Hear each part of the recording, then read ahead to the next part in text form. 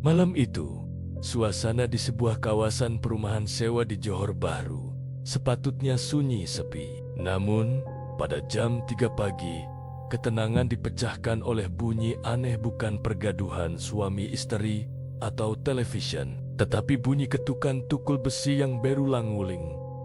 Diselangi geseran kasar, seolah-olah seseorang sedang membancu simen. Di dalam bilik tidur utama, seorang suami sedang bekerja dalam keadaan tergesa-gesa. Peluh jantan menitik laju, matanya melilau liar ke arah pintu.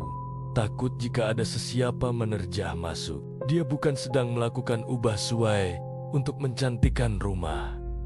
Realitinya jauh lebih gelap. Dia sedang membina sebuah makam. Di hadapannya adalah dinding yang sebahagiannya telah dipecahkan. Jiran-jiran yang terjaga mula merungut tertania-tania. Siapa yang gila mengubah suai rumah pada waktu begini? Namun, rungutan itu bertukar menjadi tanda tanya menakutkan. Istri lelaki itu, yang biasanya ramah menyidai baju setiap pagi, sudah beberapa hari tidak kelihatan. Kali terakhir dilihat, wajahnya suram. Kini, di tengah malam buta, hanya bunyi ketukan dinding yang kedengaran, seolah-olah sedang menutup satu rahasia besar. Keesokan harinya, apabila matahari terbit, kelibat istri itu masih tidak kelihatan di mana-mana. Bila jiran tetangga yang prihatin memberanikan diri bertanya, suami itu memberikan jawaban yang lancar, tetapi kedengaran sangat klise. Dia dah lari ikut lelaki lain, katanya dengan wajah yang Cuba dipamerkan tenang. Atau kadang-kadang alasannya bertukar, dia balik kampung, merajuk orang tua-tua. Namun, sesiapa yang memandang tepat ke dalam matanya, boleh nampak ada ketakutan mendalam yang Cuba disembunyikan di sebalik senyuman palsu itu. Sikap lelaki itu berubah drastik serta-merta. Dia yang dulunya mungkin bertegur sapa, kini menjadi paranoid dan mengelak daripada bertentang mata. Tingkap rumah yang selalunya dibuka luas untuk membiarkan angin masuk, kini tertutup rapat 24 jam sehari. Langsir ditarik penuh, menghalang sesiapapun daripada mengintai ke dalam. Lebih pelik lagi, dia mula membeli pewangi udara dalam kuantiti yang luar biasa banyak. Botol-botol penyegar udara diletakkan di setiap sudut rumah, terutama berhampiran bilik tidur utama, seolah-olah dia sedang berperang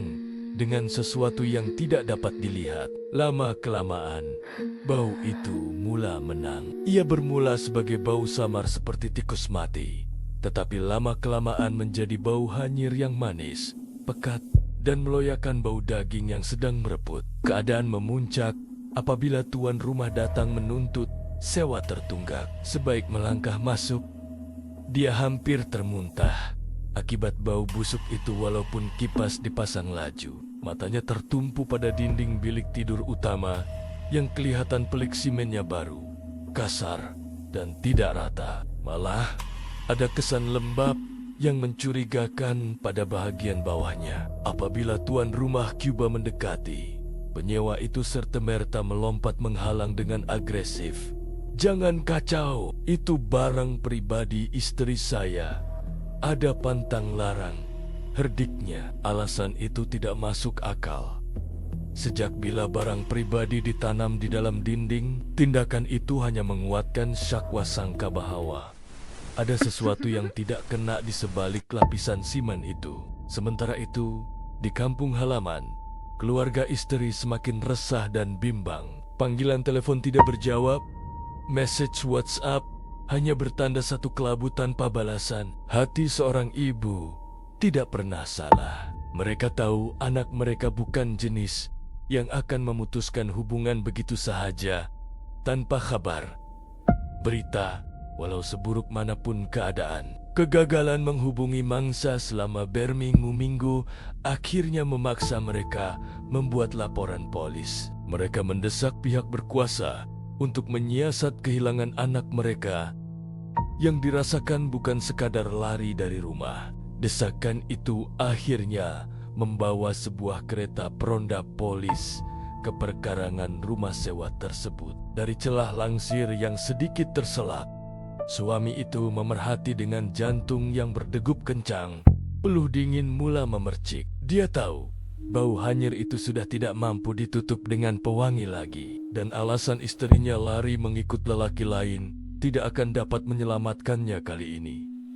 Masa untuknya berdalih sudah tamat. Rahasia di sebalik dinding itu sedang menunggu masa untuk dibongkar. Apabila pasukan polis dan unit forensik melangkah masuk, udara serta-merta terasa berat. Sioliala digantikan dengan aura kematian yang pekat. Bau busuk yang selama ini Kuba disembunyikan kini menerpa tanpa belas kasihan, memaksa anggota menutup muka. Si suami sudah tidak mampu berdalih lagi. Dia hanya berdiri kaku di sudut ruang tamu dengan pandangan kosong, seolah-olah rohnya sudah mati bersama mangsa. Tumpuan penyiasat terus terarah ke bilik tidur utama, lokasi di mana bau itu paling kuat. Di dalam bilik itu, dinding yang menjadi pertikaian berdiri sebagai saksi bisu kepada jenayah yang tidak terucap. Keadaannya jauh lebih mengerikan apabila dilihat secara dekat berbanding pandangan mata kasar. Permukaan siman itu bukan sahaja kasar dan tidak rata, tetapi ia kelihatan basah dan lembab. Ada cecair pekat berwarna gelap dan berminyak yang mula merembes keluar dari ritekan-ritekan halus di bahagian bawah dinding, meninggalkan kesan noda yang menjijikkan pada lantai jubin. Cecair itu adalah cecair tubuh yang gagal dibendung oleh lapisan simen yang nipis itu. Satu pemandangan ngeri yang mengesahkan firasat buruk setiap orang di situ, bahwa ada jasad yang sedang mereput di sebaliknya. Pasukan forensik mula bekerja dengan berhati-hati, namun pantas. Bunyi tukul besi memecahkan kesunyian, bergema ke seluruh pelusuk rumah. Prak, prak, setiap hentakan memecahkan lapisan simen itu. Sioliola sedang mengupas kulit dosa besar yang Cuba ditutup rapi oleh si suami. Debu-debu simen berterbangan di udara, bercampur dengan bau hanyir yang semakin kuat dan memualkan. Bau itu begitu tajam, sehingga melekat pada pakaian sesiapa sahaja yang berada di dalam bilik itu. Satu peringatan fisikal tentang tragedi yang berlaku. Tiba-tiba, satu bongkahan besar simen jatuh berderai ke lantai, mendedahkan lubang yang terenganga. Di sebalik kegelapan lubang itu, kelihatan sesuatu yang asing, bukan batu bata merah atau konkrit bangunan. Ia adalah permukaan kain kanvas yang lusuh, dibalut dengan lapisan plastik yang kini sudah mula reput dan bocor. Jantung semua yang melihat seakan berhenti berdegup seketika. Dengan perlahan dan penuh hormat, pasukan forensik menarik keluar bungkusan berat itu dari liang lahat simennya. Apabila lapisan pembungkus itu dibuka, realiti kejam jenayah ini terpampang di depan mata. Mayat istri itu ditemui dalam keadaan yang menyayat hati, meringkuk dalam posisi yang tidak wajar akibat dipaksa masuk ke dalam ruang yang sempit itu. Tubuhnya sudah mula mereput teruk, menjadi bukti betapa lamanya dia telah bersemadi di situ, terperangkap dalam kegelapan dinding bilik tidur mereka sendiri. Pikirkanlah tentang kekejaman psikologi lelaki ini.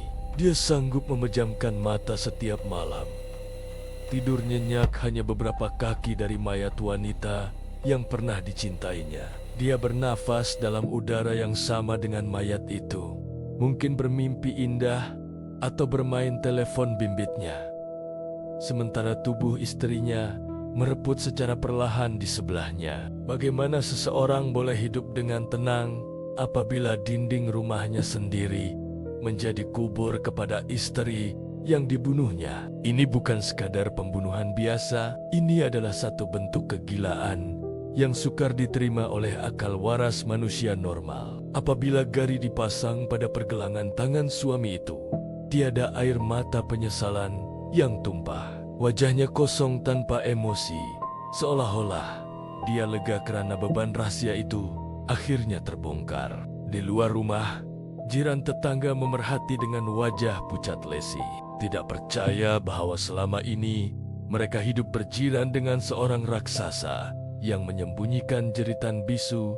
seorang istri di balik dinding. Kini, dinding itu berlubang, meninggalkan ruang kosong yang gelap dan menakutkan. Walaupun mayat telah dialihkan, trauma kejadian itu kekal abadi, terutamanya bagi pemilik rumah yang mewarisi hartanah berdarah ini. Lubang itu adalah parut kekal yang mengingatkan kita betapa nipisnya dinding yang memisahkan kita daripada kegilaan manusia lain. Kita tidak pernah benar-benar tahu apa yang berlaku di sebalik pintu tertutup jiran kita. Jadi, perhatikan dinding rumah Anda dan dengarlah jika ada ketukan aneh di tengah malam. Kadangkala, rahasia paling gelap hanya berada di sebalik dinding bilik tidur Anda sendiri. Jika Anda mahu terus mengikuti kisah jenayah benar tempatan, tekan butang subscribe sekarang.